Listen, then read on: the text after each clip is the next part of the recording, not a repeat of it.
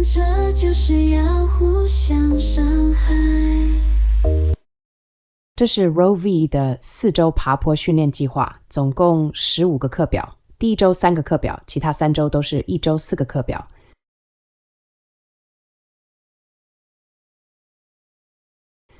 电脑等级够，网速够高，不需要下载影像，实境影像就青菜选一个好了。今天陪骑的虚拟伙伴威尔，下次选个女的好了。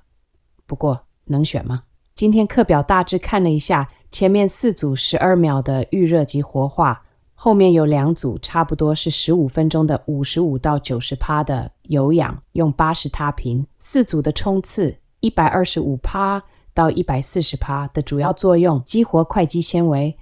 短时的高强度冲刺能够激活肌肉中的快速收缩肌纤维、快肌纤维。这种肌纤维在需要快速和强力的动作时特别重要，如冲刺阶段。透过激活这些肌纤维，运动员能在随后的 Z3 训练中更有效地使用这部分肌肉，提高整体的表现力，增加神经系统的激活度。高强度的冲刺可以提高神经系统对肌肉的控制和协调，这对于接下来的持久力训练非常重要。透过增加神经系统的激活度，运动员在进行中强度耐力训练时，能有更好的肌肉反应和协调性，提升代谢反应。进行高强度的冲刺可以迅速提升心率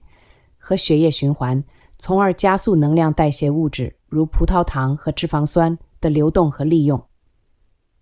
这有助于在接下来的 Z3 训练中，体内能有更充分的能量供应，保持高效的能量利用。心肺系统的预热，高强度冲刺会迅速提升心肺系统的负荷。这种预热作用可以让心肺系统在随后的长时间中强度训练中更有效地支援血液循环和氧气供应，提高整体的耐力和表现。心理准备，进行这些冲刺也有助于提升运动员的心理准备，将其调整到更加集中和竞技的状态。这种短暂的高强度冲刺可以增强运动员的自信和比赛时的攻击性，为接下来的持久训练提供精神上的支撑。小结，这些冲刺的设计不仅物理上准备了运动员的身体，也心理上激励了运动员，使他们在随后的 Z3 训练中能达到更高的训练质量和效果。2组主要训练，在自行车训练中选择特定的踏频来进行特定强度区间的训练，有其科学依据和战略意义。Z3 及第3强度区间通常定义为节奏或温和耐力区间，其强度约为乳酸铋值以下的 70% 到 80% 功率。选择在此区间使用80踏频，而非更高的踏频如90，有以下几个原因：肌肉耐力强化，相比于更高的踏频，80踏频更多的依赖肌肉力量而非心肺功能，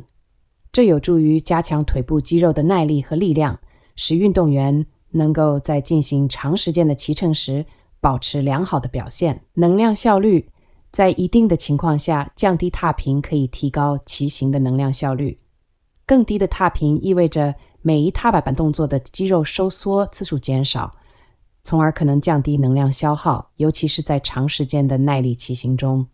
减少心肺负荷，使用较低的踏频80 RPM， 可以在一定程度上减轻心肺系统的负荷，因为高踏频如90 RPM 或以上会导致心率明显升高。对于一些运动员来说，降低心肺负荷有助于他们更长时间的维持中等强度的骑行。技术和适应性训练，不同的踏频训练可以帮助运动员适应不同的骑行条件和赛事要求。训练在较低踏频下进行 Z3 强度的能力，可以使运动员在遇到不同的地形和赛事条件时，能够更灵活地调整骑行策略。小结，选择80踏频而不是90踏频进行 Z3 训练，可以视为一种策略选择，只在特定训练阶段内增强肌肉耐力，提高能量利用效率，并适当控制心肺负荷。当然，最适合的踏频选择也应该根据个别运动员的具体情况和训练目标来定制。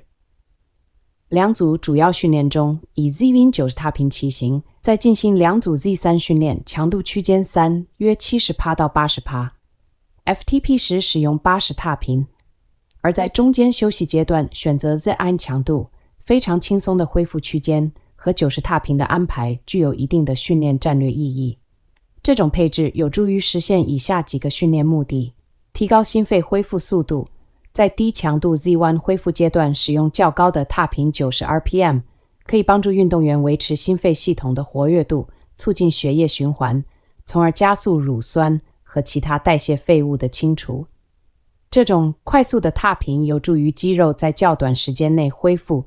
准备好再次进行高强度的 Z3 训练。肌肉紧张度的调节，在低强度阶段使用较高踏频可以减少肌肉紧张度，特别是在进行了较低踏频的高强度训练后。这种策略有助于肌肉放松，降低肌肉疲劳感，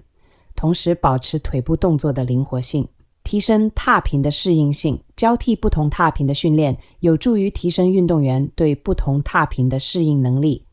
这对于应对赛事中可能遇到的各种骑行条件非常重要。在恢复阶段使用更高的踏频，可以让运动员在低强度下练习和保持高踏频骑行的能力，这对于提升整体骑行技术和效率至关重要。心理和生理的积极影响，在恢复期间进行较高踏频的轻松骑行，也可以给运动员带来心理上的放松感。这种轻快的节奏有助于保持积极的训练态度，并增加训练群的趣味性，从而提升整体训练过程的质量和效果。说明就到这里为止，谢谢您耐心的收看。后面的影片，如果您有兴趣，也可以继续观看下去。